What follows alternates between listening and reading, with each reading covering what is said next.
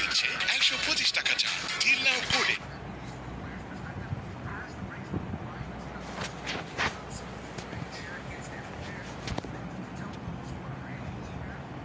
Well, these teams are extremely motivated to try and outperform themselves throughout each of the individual maps. But I think, you know, I feel bad because I feel like I've started controversy and I was in the center of it all. Like, what have I done? What have I done here?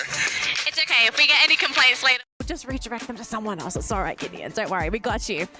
But Neptune, though, as we jump into game number 5, what are we kind of expecting moving forward? Is it really just going to continue to be this race that we're seeing at the top of the leaderboard, or do you actually feel like some of these teams that are a little bit slow to start, they might wake up? Because we do see this sometimes. Teams just not having a great morning, but it's like after 4 games, it's like, all right, we're ready to go. I mean, that's the usual pattern that we see in the other teams. It's only a few teams that really take advantage of the chaos in the beginning, especially in day number 1, like what we've seen Falcon do. They just know that they can bring in a lot of elimination and then grab those booyah. But for the other teams, they need that time to study their rotation. They need that time to study their opponent. And I guess Fluxo as well is one of those teams. Now, going into the overall rankings right now, and Hotshots currently on 2nd place, or 3rd place rather, and Corp Memory was able to catch up earlier. So let's see if that is something that they can turn around towards the latter part. Can we talk a bit about Core Memory? Because I feel like we just are not seeing them on the screen, but look at them on the leaderboard. What is going on with Core Memory? I think it's because they are not being like that consistent, you know. Sometimes they really do a great match, and sometimes they, I don't know, they just can like clock, and so maybe it's like a hard time for them, but not that much because they can appear at the top 5, which is really cool. But we need to see if they can keep inside of the top 5. I think a lot of their strategy revolves around the map, right? Because initially I thought maybe they had something against some of the Brazilian teams that kept meeting up in map 1, 2, and arguably even 3, but then ended up losing that fight specifically against Fluxo. So that's 3 maps and 3 times that they've clashed with each other to predetermine whether they make it into the top 3 in the first place. But then we see map number 4 that we see a bit of a divergence, right? We see them drop on the complete opposite side, completely avoiding majority of the team. So I do think that it boils down to, yes, consistency, but at the same time, map presence, right? Yeah. Which begs the question, what will happen during map 6, especially since it's the brand new one? Yeah, I mean, that's something that has been thrown in the mix, and starting that when Solara has been introduced, everyone is in chaos. But going back to Core Memory, I think the Cougar knowledge, the knowledge that Cougar has from Team Falcons is something that's helping the team to really maintain this momentum, but not so much at the top. So, do you think, I mean, we're game 5. We're going to leave game 5 because I do want to continue this map 6 discussion, because I'm so keen to see what's going to be happening when we have inter-regional teams playing on the new map. Raja, I want to hear your thoughts. Do you think the Brazilian teams are ready to play Solara? I mean, I think they probably are like studying other teams, because we are not that into this map. So it's even hard when you need to start a fight with like Asian teams, which they are really aggressive. So it's even worse, you know. But I'm actually not a huge fan of Solara. Oh wow. Okay. No. How come? I don't like that map. Oh, you just don't like the map. So if they don't do like a great job in this match, I will forgive them for sure. I think I understand like the standpoint of Raja, because the players doesn't like the map as well. So she just puts herself in that position of players because of how close she is with other players, right? I also don't like to play. I mean, even in rank. No, I don't like that funny. I prefer like Bermuda, Terra, or like Purgatory, this type of maps. Okay, Neptune, what's the consensus for Solara? Like, what is it that makes the map so difficult to play? Is it just because it's so brand new and everyone hasn't really mastered all the mechanics yet? I would say it's the slide rails that has been spread across the map. So it throws up the strategy, especially if you're just going in for rotations. But I guess it's something that they need to adapt to. All right, well, folks, thank you so much for being patient. It looks like we are ready to jump into game number 5. I'm so sorry, Gideon. We're going to bring you back in later. But we're going to throw it over to Tash Bunny and Admat for game number 5 here at Free Fire at EDC 2025. Thanks very much, Danilee, as well as the panel. They remembered our names this time. Great. Yay. Love that for them. Now, coming into this particular map is where a lot of people are hoping for teams such as Vitality or even Fluxo to just wake up, show us what they have to offer. But for now, it's EVOS Divine in the lead. Yeah, let's get into game. It's gonna be next Terra. The only thing I like about this map is that you can jump as high as a mountain, and that will be at Grav Labs.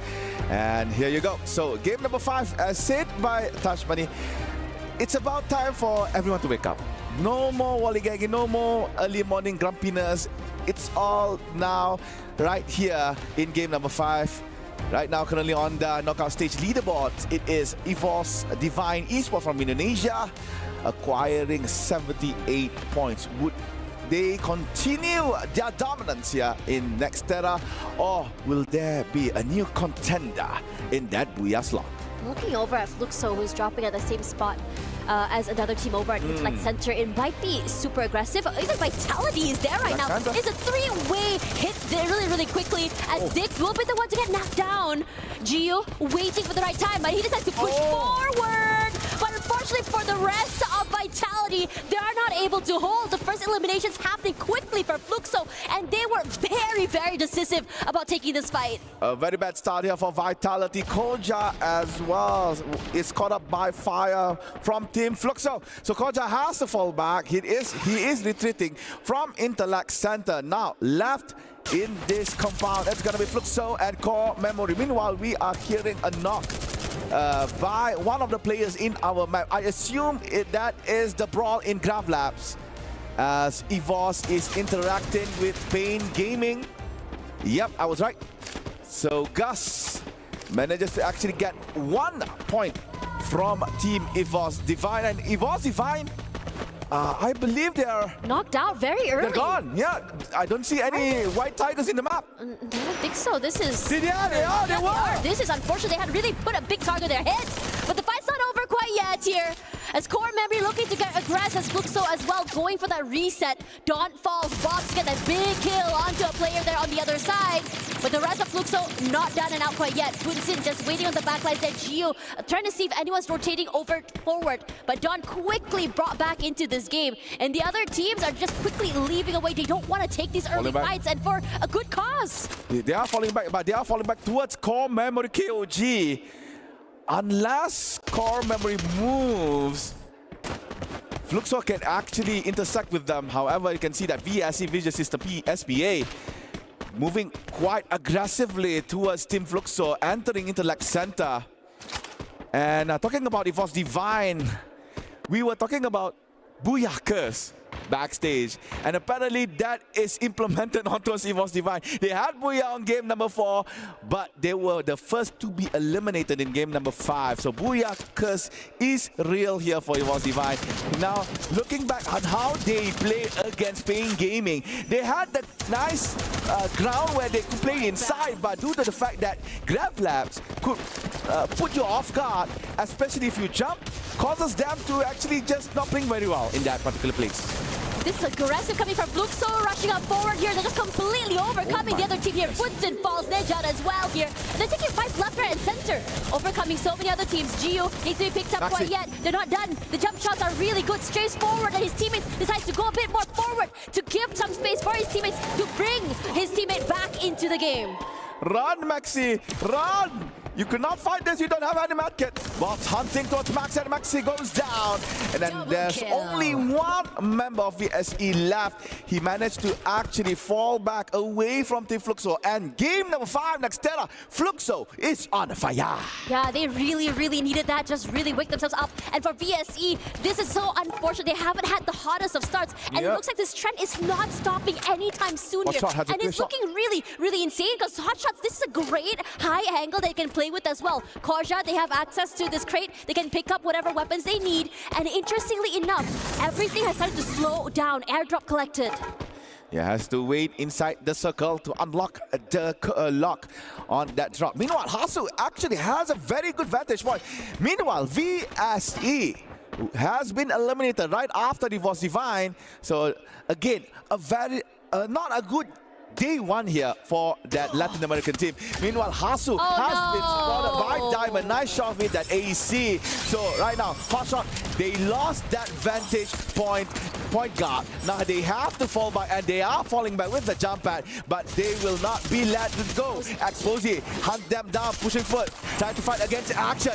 No more blue wall as Skylar has been put down by Exposé. Diamond trying to provide some backup here for Exposé, but hot shot smart enough not to directly engage on towards Team Virtus Pro. And now Virtus Pro get in towards Team Hotshot. They're trying to go for the second floor. Diamonds on second floor, but action and Anas now on the ground. Anas, red color as his HP transform as well as action. Hotshot hunted down for so long, and VP managed to only get 3. And Sergeant is still surviving. They are falling back. They want Sergeant now. Chase him down if you could. Hotshots are now already back into the game. They had the idea, they had the high ground, they had the position. It's just that they just overstayed their wild gamer. Sergeant all alone, he's so low right now, running for his life, zigzagging forward, barely alive. Gets time to go for the reset for the time being, and he's gonna prep that nade, hoping it's actually gonna hit onto someone at all, but his teammates are not close enough to fight him. He's gonna have to go for this 1v4, and this is a great play for him to be able to isolate these fights all alone. But the amount of bodies thrown at him were just too much, and Virtus Pro finally get the last piece of that puzzle. Yeah, Sajid was lucky enough to revive all 3 other members that was hunted by Team Virtus Pro, but sadly Sajid could not survive. Meanwhile, Red Hawks is now no more in Nextera, placed at number 10. We were praising Red Hawks quite heavily here on day number 1, but sadly coming to game number 5, players are realizing how Red Hawks are playing. They are realizing how Bangladeshi Free Fire is being played. So they are slowly getting a little bit down here as we go progress in day number 1. And we are showing here, ladies and gentlemen, the top players here for highest damage. Rasha, the Wonder Kid, is there.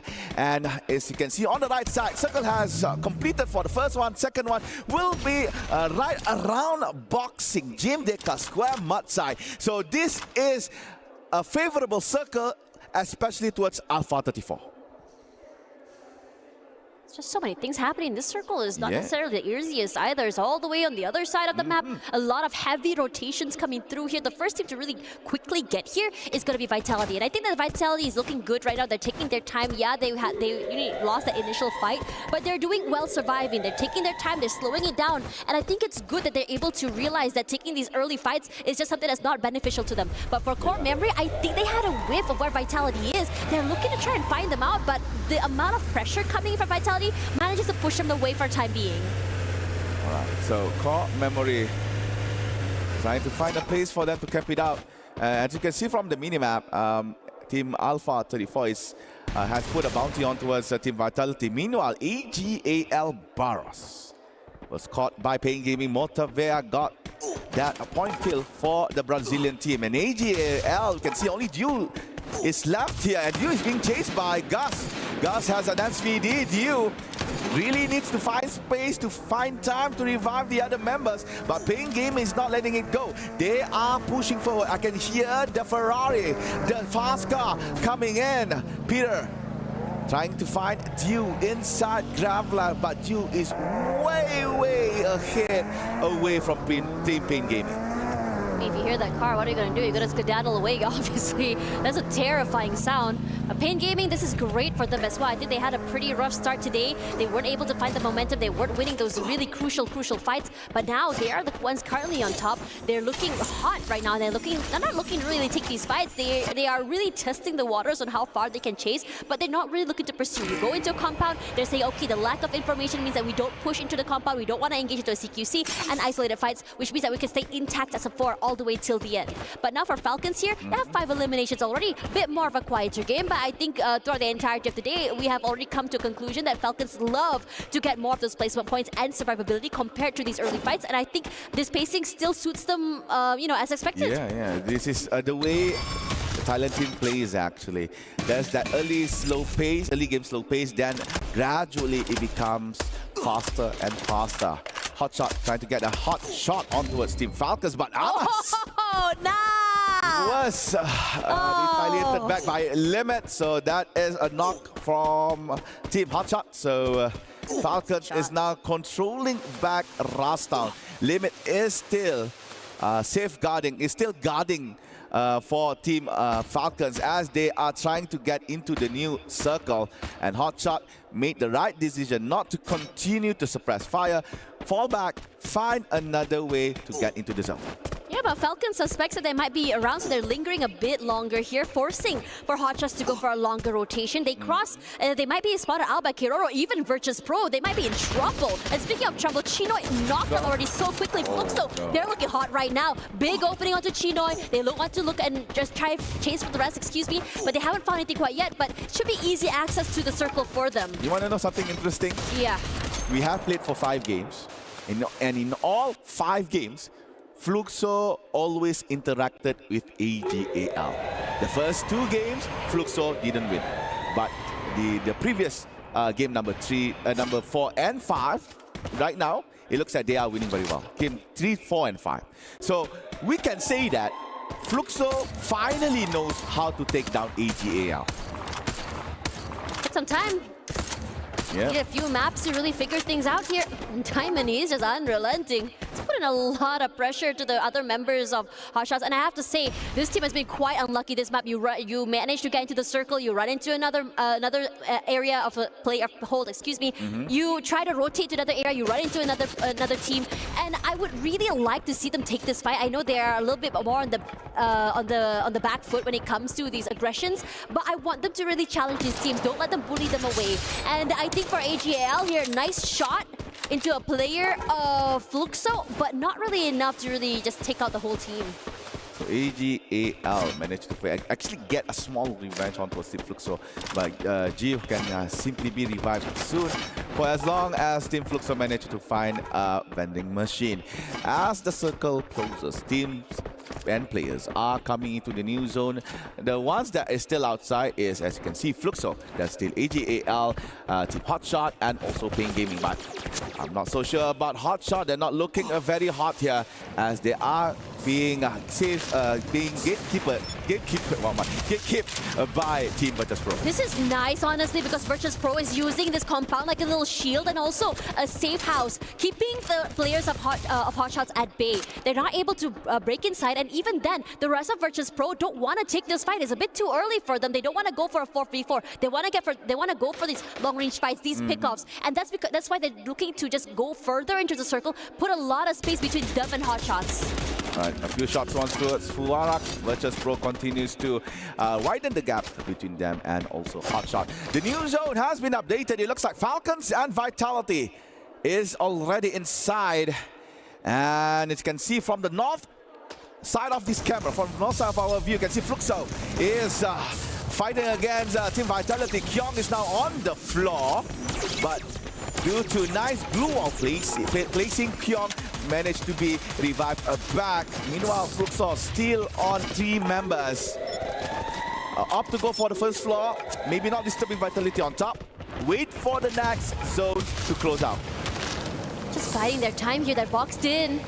If say that Vitality choose to push into their area, this could be ridiculously hard. The CQCs, the corners that you don't check. And the numbers Peter as well. Already getting one knockdown of his own here. But Vitality's looking to get a bit more adventurous. Check out the other side, poke their heads out, find nothing. And now they're trying to just block the players of the team inside of that compound, really take away that space and make a little bit more area of hold for themselves. Already in the middle of that circle here, they're so close by to Falcons, and you know how devastating it can be if they go up against this team. They're already putting in the pressure, and they're looking to just really hide away, heal themselves up to full before they fully commit to this 4v4.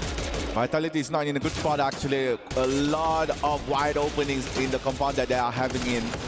Meanwhile, Falcons focusing 2 teams actually, Vitality and Fluxo. Meanwhile, Hotshot is being hunted down by various teams actually. Pakistani team is not looking so good. Only Hasu left. Meanwhile, AGAL is actually facing the same fate here. Could not make any move. Meanwhile, Pain Gaming jumped in. They are now aggressively pushing towards Team Falcons. Peter has to come back into the compound. Virtus Pro has been eliminated on 9th place. Noda eliminated all of the glue walls here from Team Falcons. Still outside. Finally, Noda is in.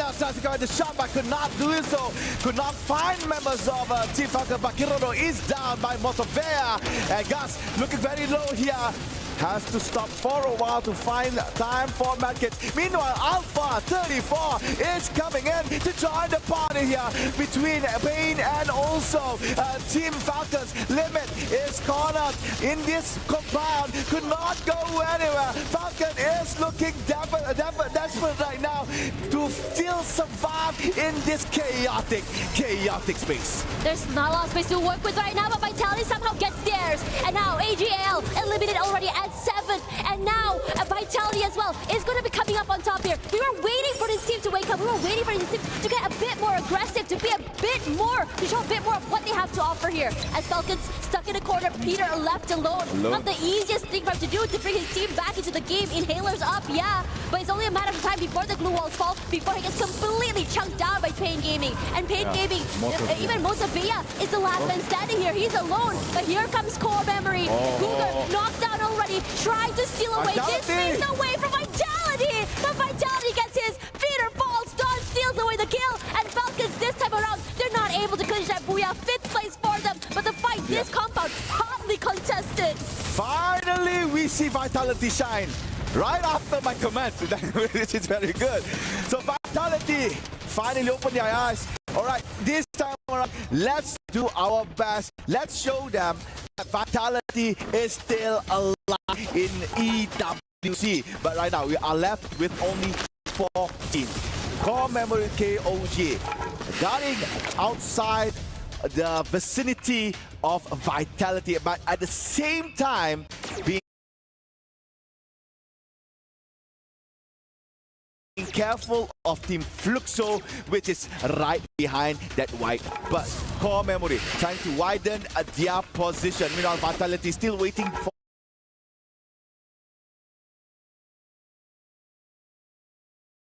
that moment to come up from their compound, waiting outside for Memory and also Fluxo. Meanwhile, Motovea for Pain Gaming is just watching all of this happening slowly. So good that Core Memory is, managed to actually widen their plane of view so they could catch anyone that is coming outside. Yeah, Core Memory is doing great. They're out there in the open, gives them a lot more space to work with as well. But they're looking at challenge. They want these points because the players of Vitality cannot move. They have the glue walls, they have the space, but Don has other things in mind. He's trying to be very sneaky right now. He shows himself out there, he throws in the nade, it hits 2, Motovea falls. Koja's looking great right now, but Don's been spotted, he's all alone, but somehow his movements are just too much to deal with. And now, Core Memory looking to chop them down. No, they're falling because Vitality is looking to change trajectory. Fluxo falls, Vice putting in all that pressure onto Bunsen, and Bunsen taking away Fluxo with only 1 player left. Koja is now the Vitality bringing the pride of Indonesia. Pushing towards Team Core Memory KOG. Zen gets by, but Dix goes down to Prox. Oh no! Core Memory Zen is now on the floor. Holds the line denied by Koja. Now Koja has time to revive both Dix and Far East. It's gonna be 3v1. Will it be Fluxo for the 1v3 clash, or will it be Vitality redemption arc after 4 devastating games? Right now pushing forward towards Prox. Prox is now fighting against Diva. Koja from behind, and they got Prox. Booyah for Vitality!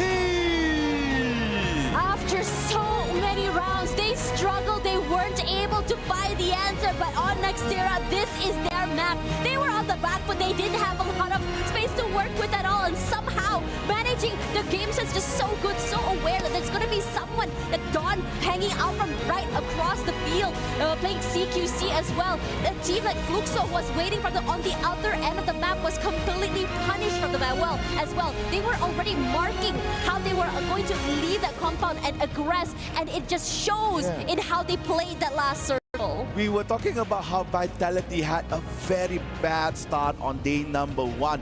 4 games.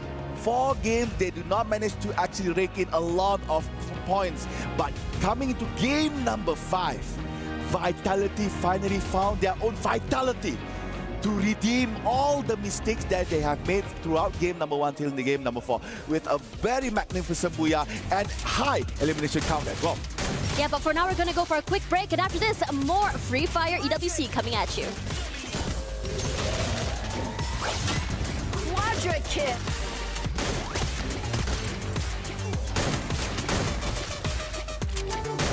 Triple kill.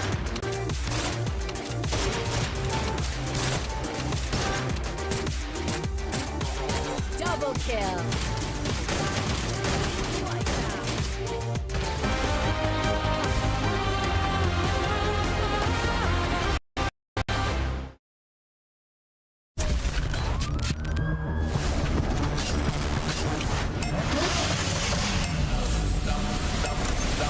I'ma get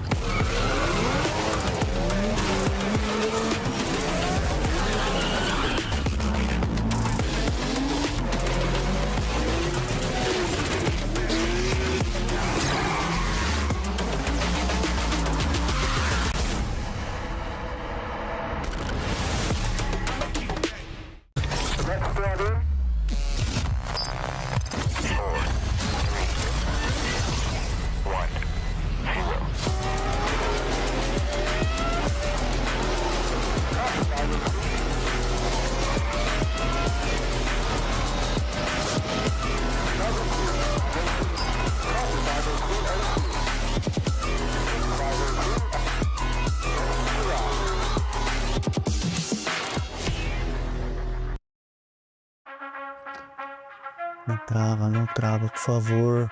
Não pode travar, não pode travar. Não pode travar, não pode travar.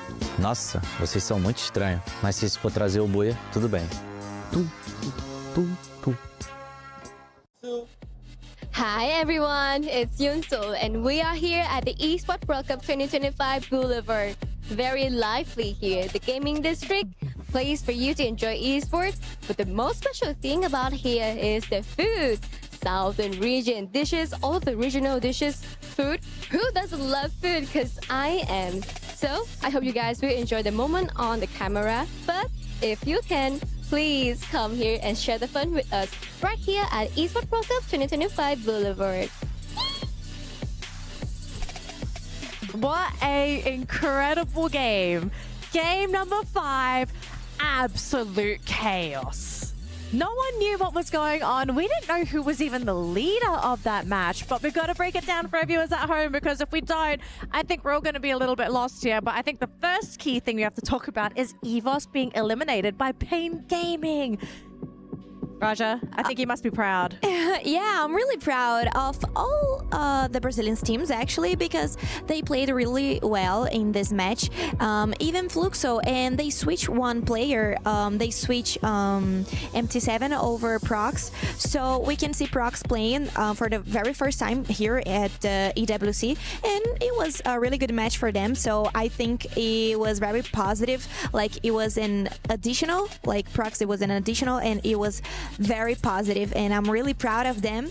But well, Pain is too good too. It was good to see them playing, and they get a bunch of eliminations, if I'm not wrong. Yes, they got a lot of eliminations, so they got a lot of points for that round. Sure, they didn't get the booyah, but who cares if you're getting so many heads in the round? We also have to talk about Party and Falcons compound. So many teams stormed that compound, and poor Falcons, they had the escape strategy, Neptune. That wasn't going to work there. Like, where were you going to go? There's not so much of room. Even Peter was left in the corner, like not breathing at all. Trying to survive. He's solo. Everyone just roaming around, shooting each other, and then finally being caught out. And yeah, there's not so much of exit strategy, and that's what happened if they loses out in the latter part. And also, this is the map we're in. Towards the latter part, there's still 9 teams remaining. Yeah. So that's a lot to deal with. That I don't think anyone would be able to survive if you're losing out in one. I think it all started from like ring 4 to 5, right? I think that's where we see the hard predictions really come to life, and Falcons were like, yes, we got it correct. And on the opposite end, we see just Vitality. We see Hotshot like, dude, we literally ran halfway across the map to make this, to win out on a 50-50. We didn't win out on that 50-50, but Falcons end up taking a majority of the karmic damage the universe somehow gives back to us. I think it must have been like cumulative for all of today, because, you know, Falcons have been causing a lot of teams issues. It's not just one, it's everybody, especially with the number of points that they picked up. But we're not done here, folks. We've got one more map to go, and it's going to be a bit of a chaotic one because it's the newest map for Free Fire. It is Solara, and we kind of did talk about this before Nextera, right? It's a brand new map. A lot of teams are still not comfortable playing on it, but this might be a map that decides the fate for some of these teams, because day number 1 is almost over. This is the last match of the day, last time to grab points. I was saying about Solara that I'm not really into Solara, but actually I think it can be like a good, I mean, it's not a star, but maybe Brazilian teams can do what they just did in the last match, and then they can get more points. So I think it's gonna be a really important map for them, and they really need to play. So they need to do like Solara very, very well. Yeah, I do agree. I mean, if the momentum of the Brazilian teams, as you did mention, is coming from slow in the beginning and then hard on the end, and Solara, I think this is where they're going to bring it on. But there's a lot of factors that could throw off even those from other regions apart from Southeast Asia, Brazil, because I know there's also a few that doesn't have that Solara map in their qualifiers. So it would be difficult for them to play against these teams. I can only imagine what scrims are going to be looking like for the most part, because I think there's no real optimal strategy. I think for teams who like to play inner ring, there's, again, a little too close for comfort if we're talking about like the best cover possible. Right in the center of the map, you got 2 giant hills. Literally, what, how many, if I remember counting correctly, like 5 slide rails heading towards that center of the map as well, with not much line of sight to play with. Those are the main 2 structures you want to kind of sit around with. And the problem is, for inner circle teams, being able to dominate that side of the map is going to naturally cause tension with other inner circle teams. And I think that's one of the few problems as to why some teams are like, yeah, maybe this isn't the best. So maybe we're going to see a different strategy just because of the slide rails. So maybe instead of focusing on the middle, teams slowly come in from the outskirts, right? Make their way around, try to catch teams off guard. Maybe just focus on elimination points until maybe that 4th, 5th circle, when you start to figure out like, okay, where are all the players and where's the free real estate? Where do you kind of want to be when you do get later on into the game? Yeah, exactly. I mean, slide rails, it's a good entry and exit strategy. It just speeds up your movement, but also it triggers that someone is using it. So definitely everyone would be at their toes. Everyone will be looking out on both ends of those slide rails, and it would be the downfall of a team who just rely on it so much. And we'll have to see, because as you did mention, there's still a lot of compound. Inner circle teams might be targeted, especially the TV tower, who's part of that, dead smack in the middle. So if everyone aims for that height advantage, TV tower has it. But there's also a huge risk that you'll be losing out. I mean, let's also look at some of the teams that like naturally have played in really powerful positions.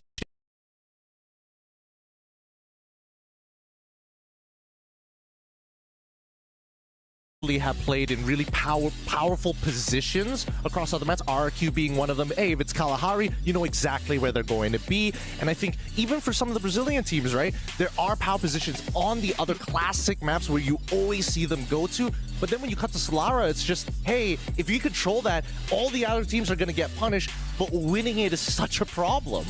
But then again, I just remembered, Booyah was taken by Team Vitality. And from Southeast Asia, they have been, or they crowned themselves, they dubbed themselves as the Kings of Solara. So, Vitality. Yes. So it seems like we might be seeing a back-to-back Booyah. Well, unless someone denies them of that. Okay, so I want to hear more about the Kings of Solara statement here for Vitality. Why are they calling themselves that? well, from Southeast Asia Spring. They were able to get multiple booyahs. They're topping the board in terms of elimination. And it's because of all the chaos. We did mention it's new, but since Team Vitality is also a new team in the mix of Southeast Asia, they just focus on what advantage they can use. First off, they targeted the top dogs. They were the Falcon Hunters. Ooh. And then Solara was introduced because no one dares go against the Falcons back then. Now Solara's been introduced, no one dares to study that new map, perfect their rotation while everyone else is in chaos. So they're just playing it aggressively smart, but hopefully they maintain consistency. Yeah. Okay, I want to kind of play with the thought here, right? The fact that Solara is it's uncharted territory for a lot of teams. Are we going to be seeing a lot of adaptability coming from some of the teams? Like, I don't think a lot of our squads have places where they just drop and say, this is our spot. I think teams are still testing where the good drop points are, especially the Brazilian teams, I feel, because Raja, they're not practicing on the map, right? So if you are untested on the map, you're not going to feel comfortable finding a drop point. I guess the biggest problem, it's probably because they don't know the landing spots of the Asian teams. So this can be really hard to them to start a fight with a team that probably have tried this map before. And I mean, well, I don't know how to explain, but that's the very first time that they are here playing this map. So everything can happen, you know, like it can be good for them or it can be like not that good, but I think it's gonna be a little complicated because Asian team normally they don't like to fight each other, you know, like they don't fight face to face. I just want to add on to that, right? Because again, if we're talking about adaptability and teams not having a lot of practice and it's their first time, we do notice that, especially for when new maps start to come in, a lot of people are fighting for a couple of the same spots. But I think that Solara is really unique in a sense where there are some hot places to drop. However, if there's too many teams, at least for some of the other maps, you can kind of divert off to find, you know, maybe not the best of the best loot, but enough to keep yourself equipped. That's not the case for Solara. It's pretty wide open and it's scarce enough where you can equip yourself with at least tier 1s, but you're never going to compete with some of the hotspot droppers within the map itself, meaning that fights are going to either A, two teams are going to battle it out, everybody else walks away, or B, everybody else who are just looking for eliminations with tier 1 loot is just going to go for each other's throats as soon as possible. Yeah, I guess what Solara has to offer is similar to what we've seen in Nextera. Yes. In between the major buildings, there are a few compounds like that you can take. So you can, if you see someone and you're trying to avoid any fight, see someone dropping in with you, just split up, take those smaller buildings, and then just regroup. And I guess that's one thing that they don't need to focus on, just going in straight and out 4v4s early in the match. Yeah, and I guess I think we're going to be seeing a new meta develop for Solara. I don't know if you all agree or disagree, so feel free to share your thoughts, but I kind of feel the fact that we have this inter-regional tournament happening and we're playing on a brand new map. I think the different mindsets that captains have for their teams, I kind of feel like we might develop the Solara meta here at EWC. So we'll have to see what happens, folks. But we have just been informed we are ready for game number 6. Solara, our closing. Admath, take it away for game number 6.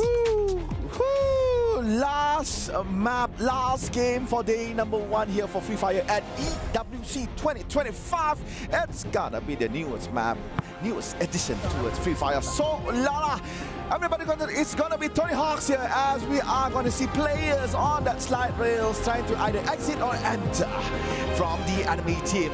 Let's see who will become the last booyah of the day. And if you guys want to know, from game number 1 to game number 5, all 5 games are booyah'd by Southeast Asia.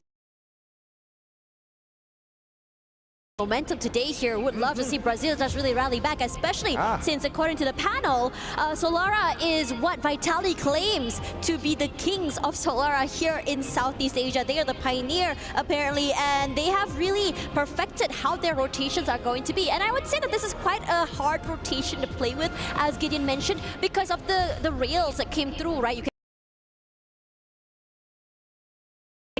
going to be caught off guard, especially on how fast you can move throughout those rails.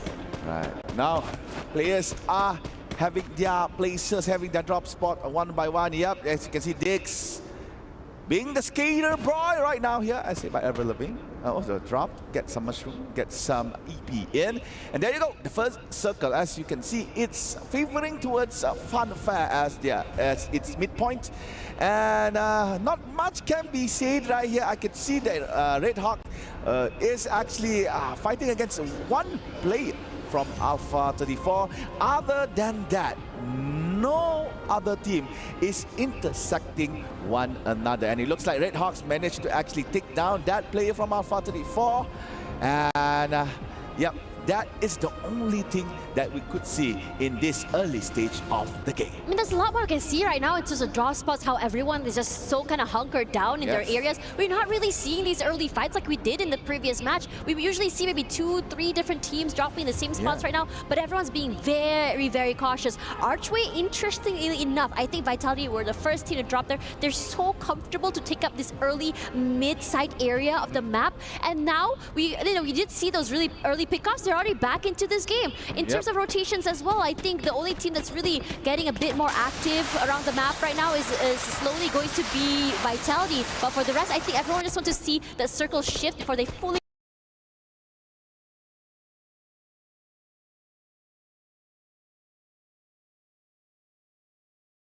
commit into moving around the area. All right, we are expecting the game to be a little bit later. Here is the replay on how Liu soloing himself. He managed to get to Tush, but sadly, it's a 3v1 with only a double vector in hand. It's quite hard for a player to do a magnificent clutch. But that is the only fight that we are seeing as of right now. We're looking at Vision System PSPA using the jump pad, closing in towards, I believe it was Team Falcon at Riders Club. Yep, Chicks has a car 98, but Carl level 3 is still fine. He could still get damage in, but still not enough to be a fearful weapon to be used. So with Team Falcon exiting Riders Club, nothing can be done here from Vision System. They're a little bit too late.